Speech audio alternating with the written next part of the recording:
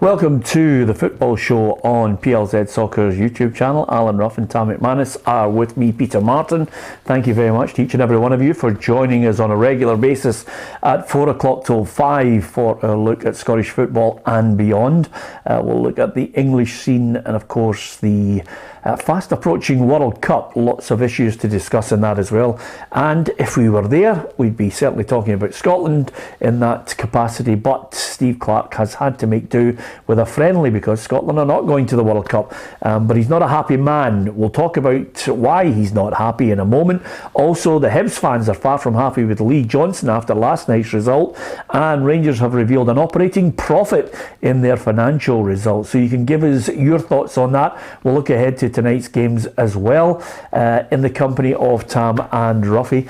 Our quiz question has to do with the top behind me. There it is, one of Steve Davis's Rangers tops, and we thought the question would be about Steve himself. How many caps does Steve Davis have for Northern Ireland? That's the quiz question. We'll give you the answer at the end. Don't bother googling it. You might as well just have a wee guess, have a wee number in your head. Do you two know the answer? No. Do you want to have a guess? I'm going to go for 147. 147? Go on, it's a gag. Go on, Ruffy. I'm going to go 102. 102. Okay, you can give us your thoughts on it and see if you can come up with the answer, or as like Tam, are you snookered and just can't think of a number?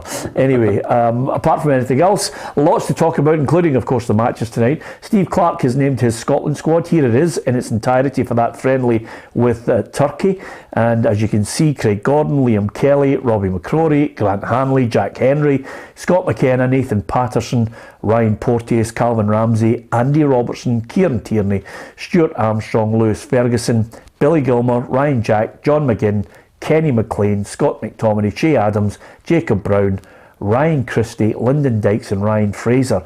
Obviously there are no Celtic players of note in there because, quite simply, Steve Clarke not too happy that they've been omitted from the squad because they're heading to Australia. Let's find out more with our reporter, Kerry Pollock, who was out at Hampden. We're here outside Hampden today where Steve Clarke has just named his Scotland squad that will take on Turkey in a friendly match next week. With the World Cup being round the corner, you would think that this period would be considered an international window, but according to FIFA, because this game is a friendly, clubs aren't obliged to release their players, and that's exactly what Celtic have chosen to do. Normally 4 to 5 Celtic players would be joining the national team, but due to their trip to Australia later in the month, no Celtic players will be joining them on the trip to Turkey. Here's what the Scotland boss thought of Celtic's decision not to release their players. No, the clubs don't have to release their players, and Celtic have chosen not to release their players for this game. I have to say I'm disappointed with that decision, but we have to take it on the chin, and it's a chance for someone else. But good news for Rangers midfielder Ryan Jack. He's been chosen to join Scotland on this national trip, even though he hasn't played a game for Rangers in the last 6 weeks. Medical staff has said that the midfielder is making progress with his injury. We've had consistent dialogue or my medical staff have had consistent dialogue with Rangers. Ryan's improving all the time with his injury. I don't think he'll be involved tonight, but there's a chance he'll be involved at the weekend. I like Ryan, I like him as a player. I think it's important to keep him in the squad. That's all the news from Hampden. Back to you in the studio, Peter. Yeah, well done to Kerry, well done to keep her hair intact there because it was blowing an absolute gale. What do you make of that Scotland squad, Tam? I think it's strong. I think that even without the Celtic players, I think it's a very, very strong squad. I think Steve are obviously disappointed that the Celtic players are not there, but I think maybe only 3 would have been there. Ralston, Taylor and Turnbull. Yeah. You know what they can do. So, this is a friendly game. I'd rather see Steve Clarke playing, boys that have not been playing much, Lewis Ferguson's guys like that, and give them an opportunity to see what they can do rather than going with the old guard. You tried and tested. I know it's important to keep momentum and keep winning games at an international level, but I'd like to see him, chopping and changing and give some other boys an opportunity. Yeah, I don't think it's that great a story. I mean, I don't think he's miffed at all, to be honest with you. Listen, if Ryan Fraser can go out, go and train with Newcastle while calling off the squad and suddenly come back into it, that's a bigger story than 3 Celtic players going to play in a competition in Australia.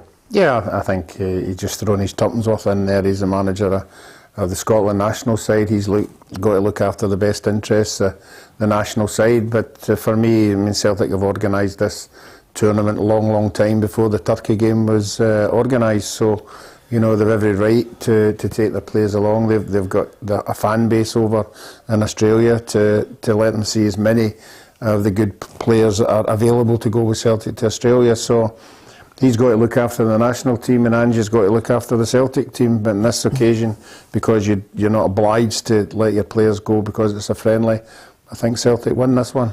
Yeah, okay. Let's switch our attention to other news. Rangers revealed their financial results. Here's the key points from their financial figures for many to look over. Revenue 86.8 million. That operating profit of 5.8 million tells you they're going in the right direction. Commercial revenue 28.4. First team wages 37.8. And as you can see, player sale profits 11.2, which I don't think includes Joe Aribo or indeed Calvin Bassey. That'll go in the next set of results. Player purchases 8 million and shareholder loan converted to equity 5.8 million, raised equity to 10.1, new debt taken on of 3.6, there's repayments of 14.3 and a net loss of 0.9. So with that in mind, that is a positive set of results, and it shows you that if they can get as many people paid back as possible and continue in European football next season, you know, you can wipe out a lot of debts quickly, Tam. I think that shows how important European football is. You know, and that includes obviously the run to Seville, the money they made in that tournament next season. Again, you see the Champions League money is vitally important for Rangers and Celtic to be in that either Champions League or getting to the latter stages of the Europa League. The money that can be made there, and I think that Rangers obviously, listen, we all know the figures the last 9-10 years have been losing a lot of money. So I think for them to be in profit this year is great. I think they've wiped off a bit of debt as well, a good bit of debt. You know, they've paid some people back. They've obviously had the Mike Ashley situation hanging over them, which they've paid, which I think kind of wiped out the Castore deal, which I was reading this morning. So that was a £6 or £7 million payment to Sports Direct. So, you know, they're paying people back, they're paying their debt, and I think the future's a little bit brighter than it was maybe this time last season. Yeah, so actually a wee bit more, Tam, if you have a look at the payments to club investors. Obviously the people who put the money in, as we mentioned over the last couple of months, 6.55 million paid back to John Bennett, Dave Kings 5 million, George Leatham 2 million, Barita Investments 0.15, and the total was 14.3 million, and of course 8.2 million to Sports Direct and settlements. Just shows you, Ruffy, you know, that whole thing of getting caught up in, you know, legal battles with Sports Direct ended up costing a hefty sum of money. But, you know, I think a lot of Rangers fans and the board will think they've come through the worst of the nightmare after COVID. And then, you know, I think it was Stuart Robinson, the managing director, said, you know, in the COVID period, that was very, very difficult that time for Rangers. Yeah, I think any football club during COVID wouldn't be showing any profits whatsoever. But as Tam said, it's good, that list there you showed there, they've all been repaid. And once you've repaid these investors, I'm sure once they've got the money back, if you go calling on them again, they'll come back to you. So in that instance, they're an 11-player field. You can see why they maybe haven't splashed out in a lot more players, you know, with that sort of a hanging over them. But certainly the profit that they've made is good, and you never know, in January they might just splash again. Yeah, or indeed cash in. Do you think, I mean, we've asked this question before, but does it make sense to cash in Morelos and you know, Ryan Kent with the last 6 months of their deal? I think it does, 100%. I think that neither are going to sign a new deal, and I think any kind of offer that you can get for them and take money for them, you would take, because it's clear to me that they're both going to run their contract down and go for nothing. So, you know, from a Rangers point of view, if they were playing the team and indispensable and banging goals in and performing really, really well, then you would think, well, you know, you want to try and keep them, but neither of them are playing well at the minute. So if I was a Rangers supporter, I would be looking at that and going, I'd take whatever I could get for them and move them on, and then use that money that you get for them to try and reinvest in the team. Yep, interesting times. What would you do? Give us your thoughts on that. Don't forget to hit the subscribe button if you can, and become part of the football family here on PLZ Soccer. If you download the PLZ Soccer app, you'll get all the latest breaking news as well as unique video content. There's lots coming up, and I can tell you we are going to be covering World Cup every day, which is great news for Tam, who's employed by 32 other employees. You get a chance to see him right across the board now. I think he'll be doing cartoons next. But the good thing is we've also got a good competition coming up, Ruffy, where people can get involved absolutely free in our little fan decks that we ran in the European Championship. So they can get on there, do the old stocks and shares on players playing in the World Cup and the countries playing in it. It's a lot of fun, and I think it's a precursor for us to look towards the big predictor competition for next season, which I think if we can get the punters involved, Ruffy, it's going to be great. Yeah, it'll be great. It'll take a bit of pressure off the people down the bottom of our league. Yeah. You know, it won't bother us at the top, you know, but I mean, when there's other people taking part, it gives you, you know, a chance. You know, I hope the punters wouldn't be, if they're last, have to take us out for a meal, will they? No. I think we're going to try and orchestrate the predictor in the new season with the basis of getting monthly prizes. I think that would be great if you get to a point where you've got lots of points and you're in the hat to win some good football prizes as well. You know, a few signed items here and there. Tam always goes down well. Yep, I'm sure we can get signed strips sorted for people that win it, but I think that's a great idea. It gets everyone involved, and you know, the wee World Cup competition as well, I think would be great. You know, a winner, top goal scorer, who's going to win it and stuff like that. I think we'd keep the viewers interested during the World Cup. Absolutely, and we've got daily reports on not only the results in our news feed, but we will keep you up to date with how everybody can get involved in our little competition for the World Cup as well. So keep it locked to PLZ Soccer, hit the subscribe button. Let's talk about Premiership results and fixtures, because the one thing about these little competitions is if you are involved in them and you get points when everybody else doesn't get points, you're a happy chappy. Last night, 2 games. I don't think too many of us would have predicted one of the results. Here's the fixtures as well for tonight too, but there's the results at the top. Hibs 0, Ross County 2 at Easter Road, and then Livingston 2, Aberdeen 1, and it's Dundee United Kilmarnock tonight with Motherwell Celtic, Rangers against Hearts, and St Mirren against St Johnstone. So some really good games tonight, Tam, but you did predict that Livingston, you're the only one to predict that Livingston would beat Aberdeen. And 2-1 as well. Yeah. Nice wee 5-pointer for me, but no, I fancied Livingston last night. I think when you look at their home form's been outstanding this season under Davy Martindale, and Aberdeen have been poor away from home. So, you know, I was the only one that went for that, and by all accounts Aberdeen did play well last night in the second half, but Livingston are flying. Davy Martindale, you know, I spoke about last night on social media. He's very, very underrated, doing a great job there. You know, and it's now a question of can Livingston hold on to him. I know he's had a bit of problem in the past and stuff like that, and maybe that would put future teams off, but for me he's doing an exceptional job at Livingston on a limited budget. You know, they're now sitting I think in 4th place, so you know, the sky's the limit for Livingston. He keeps producing rabbits out the hat year after year for them.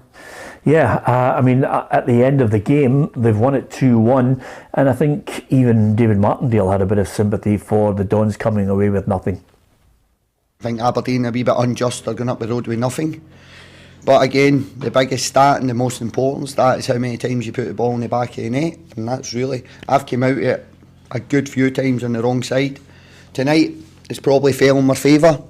I feel maybe stole 2 points to a certain degree, but we didn't deserve nothing from the game.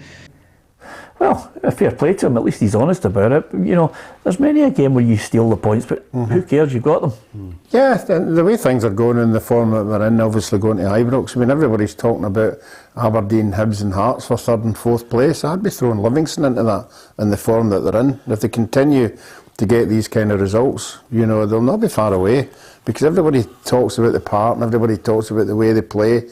They're not a bad side now, and he keeps introducing brand new players, you know, and I don't know who their director of football is, but he's certainly identifying some gems coming into that team. Yeah, and of course it always helps. Nick Walsh loves a penalty, doesn't he? I mean, honestly, what is it? We were talking about it yesterday, penalties. See, if I was a winger now, or anybody, a full-back in the opposition 18-yard line, I'm going to put the ball into the box, I wouldn't put it into the box. I'd just look for somebody's error to hit. Just hit the ball against them. Yeah. Somebody's coming in to close you down, just hit the ball against them. It's a penalty. Did you not it's getting ridiculous. Did you disagree with the penalty? I disagreed with the one that fell down and hit the boy low down. They went, how's that a penalty? Yeah. You know, and then in Holt's one, it's becoming his hands up a bit. It's not consistent. Yeah. Nevertheless, I mean, of the 3 penalties, Shamal George deserves credit because he's produced some good saves, hasn't he? He's off the line. He's off the line as well. For God's sake, what's happened to you? Craig Gordon get pulled up for the exact same thing. Marshall, yeah. But he gets away with it. It was a great save, but you know, Miovski missed. You know, it's no often he misses. You know, and they changed the penalty taker after that, and he put it away. So, but Tam, the point here is the VAR guys are in there, and they change from time to time, and it's their interpretation of it as well. Yeah, there's no consistency. It's just interpretation. You're right, and you mentioned the other day about just narrowing it down to decisions that were clear and obvious. Fact. Fact. Yeah. Rather than leaving it the referee's interpretation. If somebody's going in to close somebody and the ball comes by and they go like that, they throw their hand out to stop the ball getting in the box, it's a penalty. You can't have people heading the ball against guys who are up, you know, to attack, and it hits a hand or like an we arm. Said, like in Spain and Italy now, you can see the way the defenders they get their arms behind their back. Yeah. You know, and that's not natural. It's not natural, but that's how defenders. I watch a few games, you know, Serie A or Spanish games, and if somebody's 1-on-1 in the box and they've got to put a cross in, the defender comes out like that. Yeah, well, let's hear from Jim Goodwin, because I think he's been reading the Partick Thistle manual on what to say after a game after you've lost. You know, tonight's performance in the second half, it's as well as we've played for weeks. For weeks, we've had more goal attempts tonight, I would say, than we've had in the last maybe 4 or 5 games. We played nowhere near as good as this in the second half on Friday night against Hibs and managed to win the game 4-1. Didn't play as well as this at home to Hearts and won the game 2-0. So sometimes, you know, it's hard to put your finger on it. Yeah, it's called taking your chances, but you know, and that's the thing about it with Aberdeen. Just when you think they're getting into a zone where they're motoring, they're going through the gears, and then it's a slip up every now and then. Yeah, and the disappointing thing is for the Aberdeen fans who travel in numbers, particularly away from home. Yeah, you know, they're really there last night, and again, they're losing the game. They've got to travel all the way back up to Aberdeen, and it's a downer when they're all expecting to pick up 3 points. Yeah, what about your mob? Hibs 0, Ross County 2. Jan, the Staggy, sent me a message off, just saying, same time Tuesday, toast and marmalade. But no, she just said it's great, you know, because suddenly Ross County are going that way. Back-to-back wins, yeah. It's looking good, and you know the second goal was a nice goal as well from Jakovite, and the first one, I mean, Hibs' defending is murder. It's just a flick at the near post. Yeah, I watched the game on Hibs TV, and like every other Hibs supporter, I was very disappointed with the performance. First and foremost, I thought that in the final third again, lacking a presence, lacking a goal scorer. You know, crosses in the box, aimless balls in the box. You know, don't look as if you're going to score a goal, and that's got to be a real problem. You know, 3 defeats in a row for Hibs. Lee Johnson, just when you thought Hibs were, you know, turning a corner, I think they'd won 3 in a bounce. They're on a dreadful run at the minute. He's got to find somebody to put the ball in the net. Listen, he's got a few excuses. He's got Kevin Nisbet just about to come back. He took part in the warm up. He's close to coming back. Aidan McGeady's out, Martin Boyle obviously out, McGuinness out, so he's got key players out injured, but it was a really, really disappointing performance from Hibs, and the supporters let them know at the end of the game. You know, the Hibs supporters will always let you know it's not good enough, and as Ruffy said earlier, you know, there was hardly anyone there at the end of the game, so he's got to find something. They've got to toughen up. They're losing soft goals, and if you're a Hibs supporter, you're scratching your head at the minute. It's not an enjoyable time to go and watch Hibs at the minute at Easter Road, and it is the bones of the same team that's got the last 2 managers sacked, and they might make it 3 if he doesn't change it in January. Yeah, well, 1 win in the last 6, 15 goals conceded, Ruffy, and only 6 scored. And again, you can't keep going to the situation where, you know, Sean Maloney lost his job because they sold Boyle in the February, left him with nobody of really any great striking prowess. Same thing again here. Boyle goes out of the side and they just look a shadow of a team. Yeah, I mean, they are losing bad goals defensively, there's no doubt about that, but when they get the ball out of defence, they actually look as if they're going to do something in midfield. You know, they get into areas, nice pass, and they get the third, and they get the ball wide, and then the ball goes wide, and then it gets fired into the box, and there's nobody there. And there's nobody, everybody's sort of scampering at the last minute to get in or sliding and trying to get in it. There's nobody actually there anticipating the ball coming in. Yeah, well, suddenly they find themselves from being in third in a positive slant to mid-table once again. Here's how that table looks after last night's results, and it will change again when we discuss it tomorrow. But as you can see, 7 points the difference between Celtic and Rangers. They play tonight, but at the bottom end, Dundee United 3 points behind Kilmarnock, a chance to draw level with them this evening if they can get the win. And Ross County heading up after those back-to-back wins, as Tam mentioned there. And of course, it's a free hit for Motherwell tonight, but you just wonder about how tight it is at that bottom end now, with young managers, Ruffy, as we mentioned, Stephen Hamill just in the job, Liam Fox certainly up against the experience of a Malky Mackay and a Derek McInnes and a Stephen Robinson and a Callum Davison. Yeah, you're right, but I mean, that doesn't work all the time. You know, it depends. You know, I know you've got a lot of experience under your belt, but it's just about the players on the park with the confidence, and Ross County have proved that. Couple of wins, pressure's off. That last night they were playing with a wee bit of freedom, you know, better than what they had been done, and it's all about winning games, you know. And David Martindale just said, admittedly held his hands up and said, "What 3 points there tonight?" But I thought we were very fortunate. But if you can get 2 wins, 3 wins on the bounce, you're out of trouble, and it just takes a bit of pressure off you. Yeah, that's a massive game tonight at Tannadice. Dundee United v Kilmarnock. If Kilmarnock win, they go. There's a 6 point gap between Dundee United and second bottom. You know, so that is a game for me. If Dundee United win that and they get back onto 12 points, your Motherwell's, your St Mirren's, everybody's pulled back into it. So that's a huge game tonight at Tannadice, even this early in the season. Yeah, absolutely. We'll talk about that, because I think managers now don't really care about free-flowing football in the middle of November. They just want wins. Giovanni van Bronckhorst is a man who shares that view. Doesn't matter how they get them, just get it tonight against Hearts, according to the Rangers manager. Well, the only thing that will help us always is wins. Wins is the most important thing, and how we win, you know, at this moment, it's not important as long as we win, and that's always the best thing to have when you're in difficult moments like we are at the moment. So for me, it's all about the wins, because with wins also comes the confidence. Yeah, confidence, pressure eases a little. Got to try and stay in touch with Celtic. Everybody's had their say on it. People saying, it could be time. Even every Rangers legend that you can think about has been rolled out and asked the question. So quite simply, it's about trying to get the wins, get yourself into that World Cup break, and try and stabilise the squad. And he'll know that. I wonder if, do you think the board will have been looking and sitting down and saying, we need to start looking at a list here in case this goes pear-shaped? Possibly, but I think there's still time for them. I think if you go into the break 7 points behind, they're still in both cups. I think that he would get an opportunity to see it to the end of the season.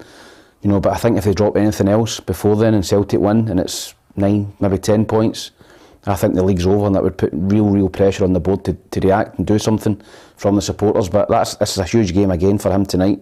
You know, as Ruffy said the other day, it's different away from home. You know, obviously there was a wee bit of confrontation the other day from a supporter to the captain. But when you're at home, there's 50,000 and they're screaming, you know, get him out and all that stuff, and the directors are hearing it, then that can sometimes make them push a button. But I think Rangers will win tonight. I've got them to win the game. I think you'll get a reaction from that. I don't think they played particularly poorly at the weekend, particularly first half. I thought they were very dominant against St Johnstone, but I think at home, you know, we were talking about this a couple of weeks ago when they played Aberdeen. He was under pressure. You know, they're going to play really well, win 4-1, and I think they'll turn up tonight, and I think they'll turn it on, and I think they'll beat Hearts. Yeah, it's an interesting point there you made about the captain, James Tavernier, with a fair bit of tough questions thrown at him after the defeat to St Johnstone, certainly from the fans' point of view. He doesn't reckon that it's time to hit the panic button just yet.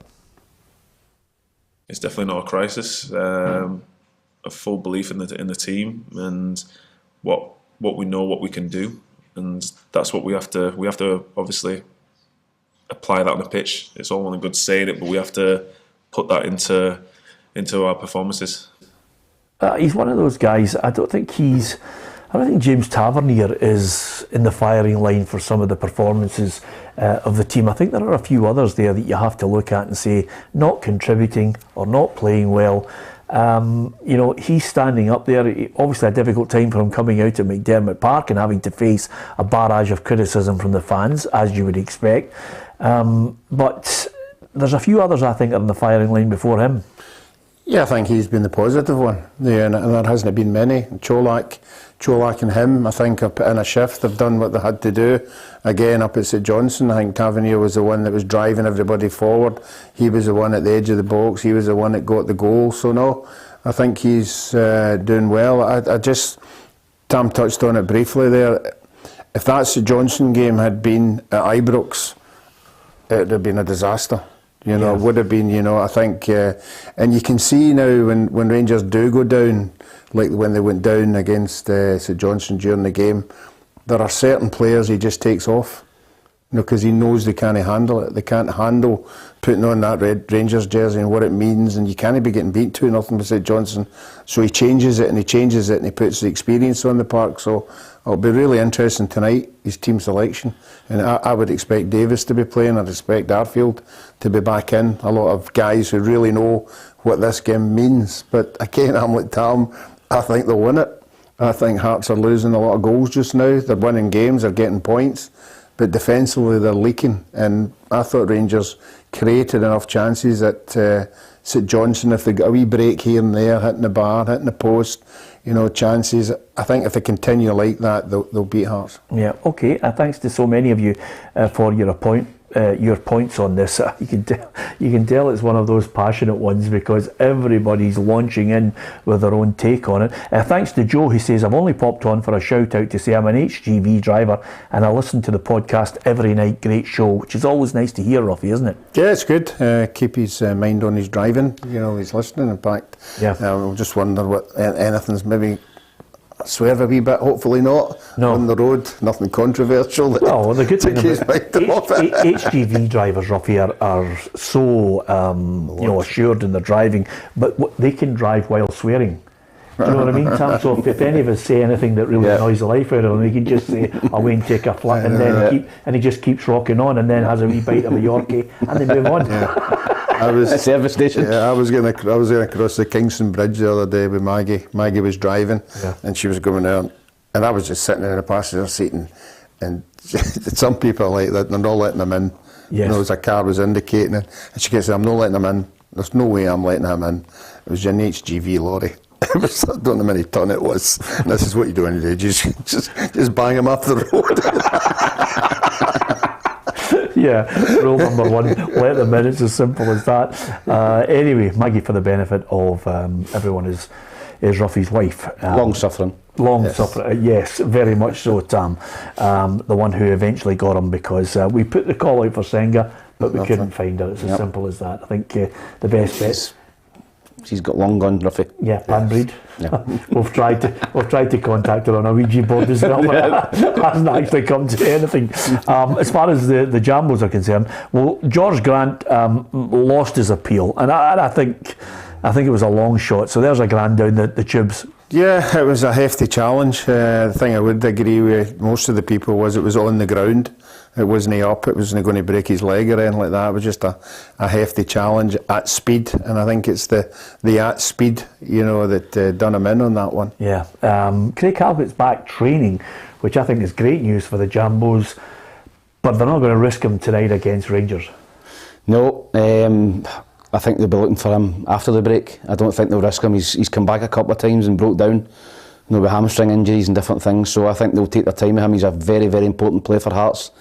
And that's just a number of players that Hearts, I think, will come back during the break, and you'll see them, you know, in December over the Christmas period and into New Year, and you'll see a really, really strong Hearts team. And as I said, I don't think they've really kicked on this season, but there's an excuse for that with the European games, but they're still right in the mix. And if they can come out of this break maybe 3-4 points off a third, I think they're still big favourites to finish third. They'll get a massive boost with our 3 players being away at the World Cup. They 3 players will come back for the World Cup in a high, no matter, don't know what the scores are going to be, but actually to be there for 3 players to come back with that experience behind them can only be a plus. Yeah, and of course, just mentioning that, I mean, Cammy Devlin, he's got a red card the last time they play against Rangers. It was a bad tackle right in front of the dugout. he mentioned that was his lowest point, and then suddenly it's amazing how football can turn over the course of a month. He's in the Socceroos squad, he's heading off there to the World Cup, and he'll be alongside your old mucker Jason Cummings. No, it's absolutely fantastic. I mean, I think he's a bit of a cult hero at Hearts, Cammy Devlin. He's an all-action figure. Yeah. Middle of the park, works hard. I mean, in Scottish football, if you can put your foot in and you work hard, the fans will love you. And I think the Hearts fans have really taken to him. So brilliant for him to be in the World Cup squad. Jason Cummings, I think the penny's dropped with him since he went to Australia. I think he went to Dundee, wasn't he playing? And I think if he went to Australia and never done the business, I think that was his career kind of over. He's went over there, had a fresh lease of life over there, and I think when you look at the goals he scored for Central Coast, he deserves to be in there. And there's a lot of actual A-League players in the squad. So for him, for where he was, his career looked as if it was on a low point for him to get in the World Cup squad. He's went over there. I think he's grown up. I think he's got away from the nonsense, the Scottish football and that he was getting involved in. I think he's over there. He's grown up. He's away from all the hassle here, and he's shown that he's a quality player and he deserves to be in that squad. It's amazing how sometimes your circumstances, your environment can change.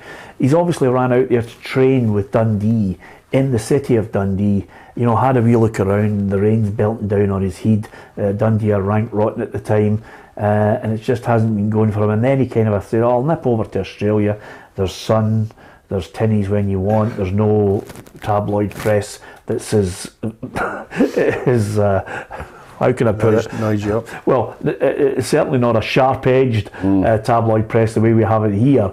And he's probably thought to himself, I quite fancy this. No, it's a very, very similar situation I found myself in when I was at Dunfermline.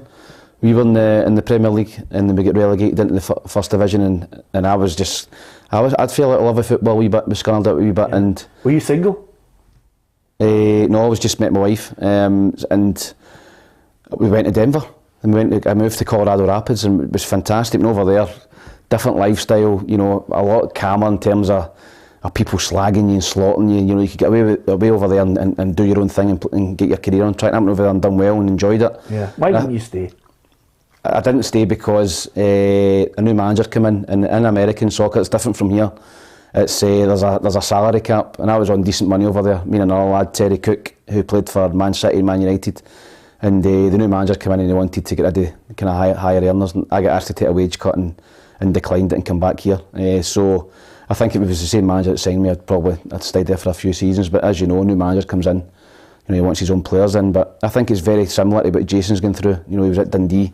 Went over to Australia, and if he can stay over there, I don't think he'd want to come back here. Yeah, it would have been great, wouldn't it, Ruffy, if we were sitting here now and he'd stayed for a few seasons and he was sitting over there on the right hand side. I hope Hibs could maybe turn this around the bottom of the second. Yeah, you'd be the owner. Being by the Hibs owner, they knew they'd be like that too. Yeah. Come on, Ron. Come on, Ron. No one have been slaughtering them in the paper. Well, you better get your finger out now because they're ranked rotten at the moment. I've got Hearts to lose this one. I've got Rangers to win 2-1. Ruffy? I think I've got 2-0. Have you? Yeah, you have. Rangers 2-1. Did I go 3-1 to Rangers? Well, you should know. You should submit the thing. Do you not know what you're doing? 3-1 Rangers. Yeah, I think you're right. Actually, you've gone 2-1. 2-1 Rangers. 2-1 Rangers. So we're all the same on that one. I think we think Rangers are just going to edge it in front of a home crowd. Although tomorrow, Ruffy, if it's not 2-1 Rangers and Hearts have got a point or maybe more, it's circle the wagons time around Ibrox, isn't it? No, it is. Well, it'll be circling the wagons after 90 minutes. Yeah. Because I think the Rangers fans have just about had enough. It was okay at St Johnstone when there was maybe, 4,000 or 5,000 Rangers supporters there. It's going to be 50,000 the other night, and there's going to be 50,000 venting their anger if it doesn't go particularly well. And it's not a nice noise when there's 50,000 people slaughtering you. Yeah, quite a lot of people saying, could you ask Tam if he'd take a wage cut again, please? So I think it's all relative to the kind of a punditry you've got, by the way. Where's he going to go? Well, exactly. He's only got another 9 jobs that he's going to be made redundant from. There is a ceiling, Ruffy, when you eventually become nauseating and people are just hacked off with you because you're in too many platforms. He must be near it. He must be near it. I'll put all my eggs in one basket. Yeah, well done, Ruffy. Where are you leaving? Anyway, and somebody says, Gallant says, great Australian accent there, Peter. Yeah, I'm not really good at accents, but nevertheless, you get the gist of it. Welsh. Exactly. Motherwell against Celtic. This one, again, I'm curious, Ruffy, as to what way Stephen Hamill's side are going to play. I like the way he's trying to get them to play, but it's not quite clicking yet. But when they do play that way, if you come up against the Celtic, you're going to get hammered. Yeah, but you like we sit here all the time and say you've got to score first. If you scored first, then you're asking questions. But these questions usually get answered, whether it's in the first 15 minutes or the last 15 minutes. They seem to have the ability to come up with the goods. And Motherwell will be looking at Celtic's games, okay, the two each, Dundee United, and getting 2 late goals. St Johnson, a late goal. There was another late goal with Hearts, wasn't there? You know, so they'll be sort of saying to themselves, look, maybe this is the time where we could get maybe a couple of goals and then see if we can defend properly. But unfortunately, they haven't been defending properly.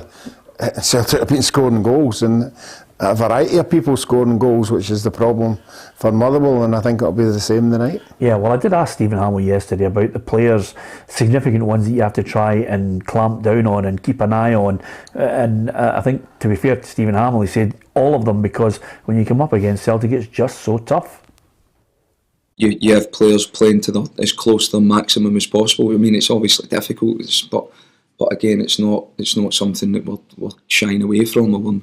We're not afraid to go and play and try and implement our style into the game. That's always going to happen. So yeah, it's as difficult as it gets, but it's no problem. It's not something we're overly concerned about. It's what we do.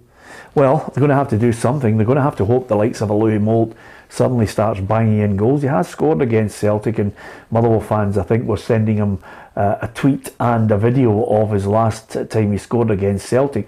So if that inspires him, all well and good. But interestingly enough, Stephen Hamill said to me that he's obviously got to wrap him in cotton wool because of the injuries that he's sustained over the last couple of years. He can't really put him at full tilt. Yeah, maybe 3 games a week's too much for him. I think they've obviously got another game, the last game at the weekend, and he might rest him against Celtic. They might go one up front with Van Veen. So, I think for Stephen, he needs time to implement what he's doing at Motherwell. I've seen a lot of Motherwell supporters are enjoying the style of play, but you've got to get results along with that. And as long as they can stay in that mid-table and kind of away for the bottom, I think he'll get the time and the patience from the supporters. But it's if they start to drift into that bottom 2, then I think you might see a little bit of pressure. But he's only in the door. I think you've got to give him another window to see what he can do and bring players in. But it's a totally different style of play that he's trying to implement. It's very open and attacking. And I think eventually, if he gets the right personnel in, I think you'll see a good Motherwell team, but he needs the time to do that. Yeah, he's facing a team with 12 wins in the league out of 13, and I think they look as if they're going through the gears at the moment. Probably the break for the World Cup is not really the perfect time for Ange Postecoglou, although he has said on record that he's already earmarked the players that he wants to come in and some that might be going out. Yeah, I mean, that'll be the turning point, when it might take the Celtic supporters a wee bit of a shock, the players he wants to move on.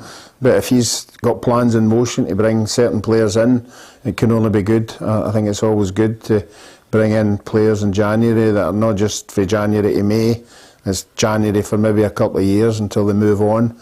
But the problem for them tonight is that Celtic are scoring goals all over the park. It doesn't matter who's on the park, whatever forward players it is, whether it's Maeda, Giacomakis, Kyogo, they all want to score. And they're all scoring. There's none of them drying up. There's none of them going through a barn spell, which usually happens. They're all chipping in. Yeah, and of course there are some players who clearly would love to be playing at the World Cup. I think Matt O'Reilly is still hoping that there could be a place for him, although it looks like a forlorn hope for the Denmark squad. But Cameron Carter-Vickers, I mean, he's fairly laid back about it in his approach. If it happens, it happens. But boy, it would be nice if he was going. Yeah, I think we want to see as many players as we can from these leagues, from the SPFL.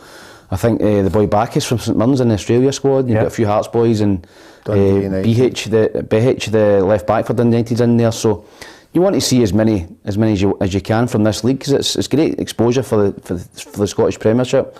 So I think Carter Vickers will be in it. Surely he'll be in that squad. I think David Witherspoon's another one maybe in the Canadian squad. So as many as possible. I think it gives you a wee interest when you're watching. Obviously we're not there, but if you can see players that play for St Mirren and Aberdeen or whoever, and they're there, you can, it's something to get interested in. And at least it'll help us with the pronunciation, because there'll be a lot of players that don't play in our league that Ruffy will just be making up the pronunciation as we're talking about it. So it's going to be a difficult month if you're hoping for Ruffy any accurate assessment of a player that he can't actually name.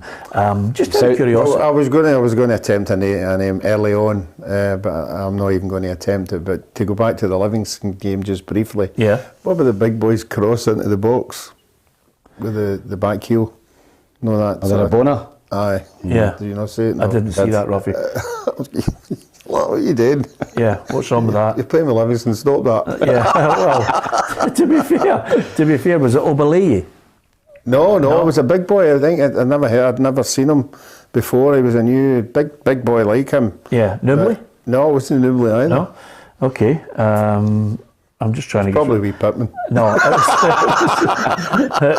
I think it might have been...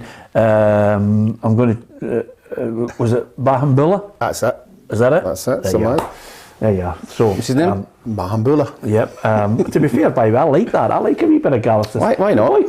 The boy Clarkson's back heel up at the Audrey. As long as there's an end product in it, but it was actually not a bad ball in. Do you think it's disrespectful, or do you like people doing it? No, I like to see it. I'd like to see him making a mess of it. That'd be... No. Who was the boy who played with Rangers? He gets stumped stick against Alloa and he flicked the rainbow flick. Spurs? Was it Spurs? I think it was maybe Arsenal or Spurs. They caught him, and he was slotting them pelters. How hard is it to do that? How hard is it to do that and hit it 25 yards? I couldn't do that, Rabona. I would end up kicking my other heel. Yeah, absolutely. You've got to put your heel behind. You want to see, don't you? I couldn't do it now with a hip replacement, so nevertheless, let's crack on. What have you got for Celtic at Fir Park? I went 3-1, I think. Yeah. 3-1 for me. I've got 4-1 in this one, because the last time I was there it was 4-0. I'm giving Motherwell a goal on this one, Ruffy. If it was me, I would, if I was Stephen Hamill, and I know it's slightly negative, but I would try and park the bus to an extent and just, listen, we always applaud managers who want to play good football, but I think against Celtic it becomes mightily difficult with that high press, Ruffy, when you're trying to play the ball out from the back. Interestingly enough, Stephen O'Donnell might get a run out. This is his chance because McGinn's out. Well, the good thing about Motherwell is I think they've got the goalkeeper in form just now. I think Liam Kelly's had a fantastic season. Some of the saves he had at the weekend were absolutely superb. And I think he'll have to do same again tonight. Yeah, I don't know if you caught it there. You'll certainly not catch it on the podcast, Ruffy, but Tam was yawning when you were talking about that there. He was just bored with you. You tiring, son? No. You're working too hard. Yeah, right. I know, I've got that many, I've got a lot of gigs at the minute. Yeah. A lot of jobs. Well, that's what happens when you're funny. People just want to hear you, Tam. They want to hear how I messed up my career. Yeah, well, listen, it's a good chat to hear you on the old after dinner, and you have already alluded to the fact that tonight at the bottom end of the table, Tam, Dundee United and Kilmarnock is absolutely massive. United no wins in 5, but if they can win tonight, they'll draw level with Kilmarnock, so it is massive for them. I just wonder about Kilmarnock, because they haven't won any away game in the league. 1 point they've picked up in away fixtures, and that's relegation form. Your home form's got to be spectacular if you're picking up 1 point away from home at this stage of the season. So they have picked up a few points away from home. At home. I fancy Dundee United. I didn't think they played that poorly against Celtic at the weekend. I think it's a game they've got to win, even at this early stage, just for confidence. I think if Kilmarnock got up there and won, there's a 6 point gap all of a sudden for Dundee United. They're cut adrift. So I think it's an absolutely huge game for Dundee United. But I fancy them. I think I've went for them to win the game, actually. Yeah. And, what about yourself, Ruffy? I think Liam Fox has got to sit them in that dressing room and show off at least some minutes for Parkhead when they did all the good things, and just say, look, we're not playing Celtic tonight, we're playing Kilmarnock at home, we've got to win this game. And they've certainly got players in there. They've got strikers in there. Yeah. Fletcher's in there, and they look as if they're getting more goal threat than Kilmarnock, so I've went Dundee United as well. Yeah, I think Alison McConnell's going to that match. I've got Dundee United 0, Kilmarnock 0. Expecting a cracker then. Yeah, good luck with 1,000 words on that. 2-1. 2-1, yep, okay. The Battle of the Saints, 1 win in the last 5 for St Mirren, but they've certainly put on the board quite a few points, which I think Stephen Robinson will be happy with, but it's 3 consecutive wins for Callum Davidson's side, including the scalp of Rangers. Yeah, and again, I keep talking about the last game you play, and you always take it on to the next game. If it's a winning run, then you go into the game confident. I think St Mirren are reasonable at home. I think the St Mirren manager was saying that at home he doesn't have a problem. He'll take on anybody. It's away from home. They can't get the right results, or they're making mistakes that they're not making at home. So can't split the two of them. I think I've went for one each. I think everybody in the predictors went for one each. I'm almost certain they have. Yep, I think it's an absolute stonewall score draw. Yeah. One each. Yeah, it'll be interesting. It's not really something that they want, Tam, when you mentioned other teams that could make a... Just St Mirren have been so good at home this season, and St Johnstone picked up 3 wins away, in the bounce. It's all pointing towards a tight draw for me, that game. Yeah, okay, you can give us your thoughts on that as well. Our quiz is running at the moment. We've got Steve Davis's top behind us there. How many caps does he have for Northern Ireland?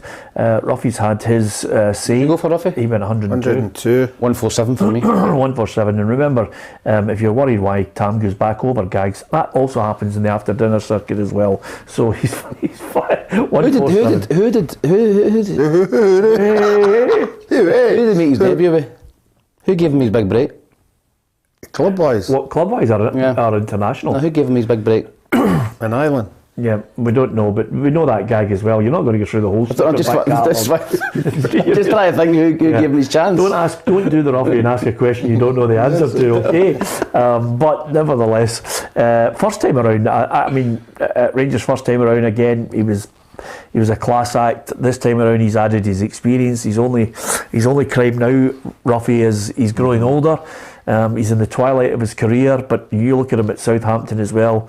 He's had a great career. He's one of those midfielders that I liked. There are certain midfielders I like because of the way they go about their business. He's one of them. Well, we played Rangers. I think it was at the start of this. I think it was start of this season. He sat on the bench, and the game could have went either way. It was just a pre-season game, and he came on in the second half for Rangers, and he changed the whole game. He changed the whole complex of the game. He changed the way Rangers were playing. He started getting the ball. He started bringing people into the game, and he just turned the game completely in Rangers' favour, and that's how good he was. Yeah, and our producers just said he started his career at Aston Villa in 2004. Right. So there you are, you've got your answer immediately on that one. Thanks to Anne, our producer, who's always on the case with things like that, right across. As soon as you opened your gob, she was there with it. Right on cue. Yep. Dear me, it's criminal, isn't it? We need to get Smudger back. This is unbelievable. Fair play to Juranovic and Barisic. They're in the Croatia squad. I'm just looking now, we're going to talk a wee bit about World Cup, and one of my favourite players of all time, we had his strip behind us a couple of days ago, Ruffy. Luka Modric is in the Croatia squad, and this is going to be his 4th World Cup. And he must be some player. He might be. Are you kidding me? Absolutely. If you're good enough to get to 3, wow, but if you get to 4, they've got to hold my hands up and say, well done. Yeah, 4 World Cups is some going time, isn't it? No probably. Surprise for Modric here. I mean, I think he was player of the tournament in 2018 in Russia, and he played in 2006, 2014. He is the type of player, even at his age, who could go and be player of the tournament this time around, because if he wears those hover boots he was wearing in the Bernabeu the other night there, he's just going to just... He's different class. Did you see his wee back heel against Celtic when he just got out? It was tight, he was getting pressured. Ball got fired into him, and it was a wee Cruyff turn on the turn. He played it wide, he's some player. See when he did that, the whole stadium went, wow. Aye. Yeah. You could feel every supporter. He was under so much pressure, there was 3 or 4 Celtic players surrounding him, and he just...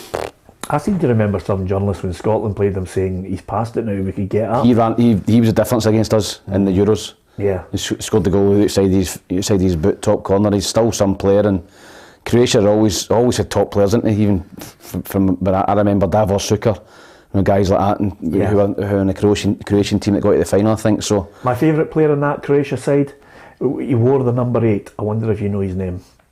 Played for Croatia, but he played for Red Star Belgrade in Barcelona as well. He was an absolute genius on the ball, and I think Sir Bobby Robson said to me trackside one night that he could see, I think he said he smokes 100 fags a day. it's Prozinecki. I mean, what a player he was as well, Ruffy. The Croatians, what are they doing over there that we can't do? Why can't we? 100 a day. Well, I think we can do that. I think we can do that. It's just it's the technical stuff, Ruffy, isn't it? Modric's stuff is just. I mean, it kills that whole theory. Don't pick a wee guy. Yeah. You know, wee guys haven't got a chance to survive in the modern day, but most of the wee guys I see have got so much ability you can't stop them. Well, some of the greatest players ever in our game have been small players who've been able to absolutely boss games, and you only have to look at still playing in the Japanese J-League, Iniesta. And I mean, he's not going to play for Spain in the World Cup, but here's a man who scored a World Cup winning goal, and of course over and above that, Tam, still playing at 37 years of age, and a joy to watch.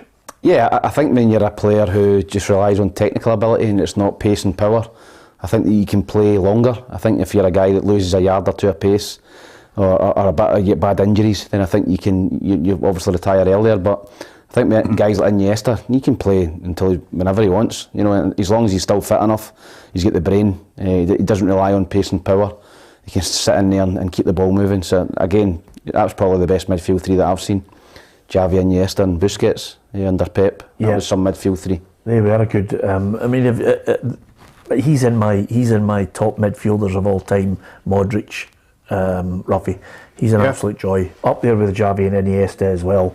Yeah, I mean, any player that you get a chance to see and they come on the park and they're in a reasonable side, but when they actually grab the game by the scruff of the neck individually, they're fantastic to watch. Yeah, really looking forward to the football tonight. We'll have our reporters out at the games and of course reaction tomorrow on the programme. If you get a chance, hit the subscribe button. If you want all the breaking news and of course the video content with the managers' interviews, download the PLZ Soccer app as well. So many of you have been, really kind of trying to bash my head over trying to get involved in the predictor. We are trying to put together a system which will be really strong and able to handle great numbers, getting involved in it. Yeah, to get it on the app and to get everybody involved on it, which I think is going to take us a little bit longer than we thought, Ruffy. I thought it was going to be fairly easy. We want to get it technically right so that it doesn't collapse. People can get on, win prizes on a monthly basis and take on the pundits.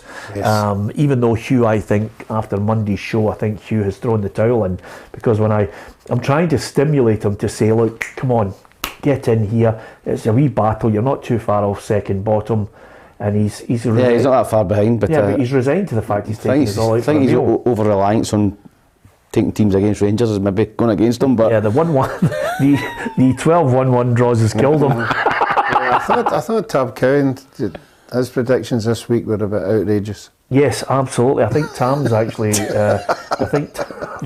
should be Tam just like the night out, he wants to do it again. I was going to say, you should we read Tam's out? So here's Hibs 0, Ross County 0, Livingston 0, Aberdeen 0. He's got Dundee United 0, Kilmarnock 0, Motherwell 2, Celtic 0. He's got Rangers 0, Hearts 2, and he's got St Johnstone 1, St Mirren 1. So clearly those... Do you know what? Wants to take his out again? I must admit, I'm absolutely miffed, because I think I'm actually contemplating dropping these two Muppets, because they're not really taking it seriously. I mean, you, me and Ali and Tam are all into it, but these guys, they've just decided it's not on, Yeah, well, I mean, there's the consequences at the end of it. They have to get reality check. Yeah, and talking of reality checks, Ruffy, isn't it amazing that Pep Guardiola was asked the question, will you be strengthening in this January transfer window? And he said, no, I'm going to stick with what I've got. Really? £613 million in revenue, and they've made a profit of 43.2 million. Man City. Yeah, doesn't win the Champions League this season, I'm calling for his head. Yeah, I'm trying to think where does he need? Come on, you can't spend $1 billion and not win the Champions League. Where does he need to strengthen to really win it? Has he got the? He's got it all now. Has he got that Modric in midfield? Has he got? He's got Silva. De Bruyne. I know he's got Silva, De Bruyne, but he's got up front Haaland. Haaland was the missing bit of the jigsaw. Yeah. So I'm not surprised he's saying he won't strengthen. Harry said he was still missing something, and I had to take him out into a darkened room, and said, have a word with yourself. Haaland, I think, is the missing bit of the jigsaw. I think yes. If they had Haaland last year, they'd won the Champions League. they would have won it. They absolutely murdered Real Madrid at home. Yeah, absolutely. And chances away from home, and I think they'll win it this year. I think they're heavy favourites with the bookmakers anyway. Yeah, absolutely. Okay, so if you get a listen, I'll tell you one thing I hope we're not talking about, and I've kept my fingers crossed on this, and a lot of people are mentioning it on the feed as well. Ruffy, if we're talking about VAR tomorrow, I mean, I cannot wait for January 2nd for VAR in Rangers versus Celtic at Ibrox, because VAR, the apocalypse. Well, it really is. It's going to, all hell's going to let loose in that one, especially if you're in a situation, because there's a whole raft of really, packed fixtures coming up in December, and by the time you get to January 2nd, if Rangers were to make it nip and tuck, that game suddenly, when the referee starts to go over to the VAR, God help him. God help the referee and the VAR referee, because it's going to be absolutely massive, and the way these handballs are going on just now, it'd just be a nightmare if that game was to be decided on a stupid handball. Yeah, I don't want tonight to be decided like that, Ruffy, for the games. It's not consistent. I like most of the decisions they get right, but I just don't like that handball. Yeah, and I did ask Louis Moult yesterday, Tam, if the whole essence of scoring a goal and celebrating it is, it's changed, because players now are celebrating a goal and having a quick look behind and saying, was that, am I going to be able to celebrate this? Yeah, it not only takes the enjoyment out for the fans, it takes it out for the players. The euphoria of scoring a goal. I remember scoring a last minute goal or whatever. And that euphoria, thinking, is this a foul? Can I go mental here and jump into the crowd and, we've won the game? You've got to kind of be a little bit more reserved until you get that green light that is an actual goal. So I agree with Ruffy. There's a lot of aspects of VAR that I do like, but it's the goal scoring and taking the enjoyment out is something that I don't like. Yeah, if you get a chance, download the podcast as well. If you don't get to watch the programme, a lot of people are watching it on the big screens on their smart tellies, Ruffy. I watched it yesterday, show on my big screen. Yeah, and sending it on. Fantastic. Yeah, really good. It's the best way to do it, Ruffy. And I'll tell you right now, I would good, Ruffy. I would ask you this question, Tam, which is quite simply, how many other people are on 5 days a week, especially on the television, on YouTube, on our own channel? Free. And it's absolutely free. It's uncensored football news and banter. Some of it crap, because obviously you're determined to get your snooker gags in. Yeah. But they're still there, Ruffy, and we're giving you opinions. Yeah, it's brilliant. It's interesting that Tam was watching it. But could I just say for your hot tub, could you change the angle just a wee bit, because I only can see half it. I watch my iPad in the hot tub, so I can watch a show in there. Yep. Is that right? Yep. Have you got a hot tub? Yes. Well, of course you would. I mean, you get 9 checks coming in the door now. You can get anything. It's too deep to run it now, but I've drained it. Plus, of course, I noticed on eBay you're selling a Russian satellite that picks up every game in the whole of Europe. Thanks to Tam, thanks to Ruffy. Hit the subscribe button if you can. You can download the app as well, and you'll get all the details of breaking news, not only in the UK but European football and globally, and you get all the unique video content. There's lots of good one-to-ones on the way, I can promise you, and we'll give you the details also of how you can get involved, and it's absolutely free to get involved in a fun game around the World Cup, just dealing in the players and the countries. It's something I think you're going to enjoy. We'll give you the details of that at the start of next week, but tomorrow on the programme, competition. What? Competition. Good point, Ruffy. That's why you're here, by the way. 10 years of contributing, and there it is. Competition. The competition. How many caps does Steve Davis had? How many does he have? And you had said, Ruffy? 102 or 103. Yep. 147 for me. 147 for Tam, for obvious reasons. And the actual amount for Steve Davis is, I think, as I look here and try and find the right Steve Davis, the Steve Davis that I'd already clicked on. Snooker player. Was the snooker player. I did actually have the answer, but I forgot to write it down. And it's 140. Far away. By the way, can I just say something? I've probably missed a black on a 147 then. Yeah, absolutely. But 140 is absolutely incredible, isn't it? 140 caps for your country. It's incredible. What a player he is, and I think he can, when he does eventually hang his boots up, I think he can do it with pride, because he's a fantastic midfielder. And thanks to Big Dave for supplying us with the actual Steve Davis there. Peter, shout out out for my mate Craig Rennicks, who is now watching the football show and loving it. Ronnie, thank you for sharing it with your mates and telling them all about it. And Craig, hopefully you'll tell your mates about it as well. Football show Monday to Friday at 4 o'clock live. And if you miss it, then you can watch it on the app or indeed at your leisure on our YouTube channel, PLZ Soccer. Hit the subscribe button. From Tam, Ruffy, from myself, Peter Martin. Thanks for watching.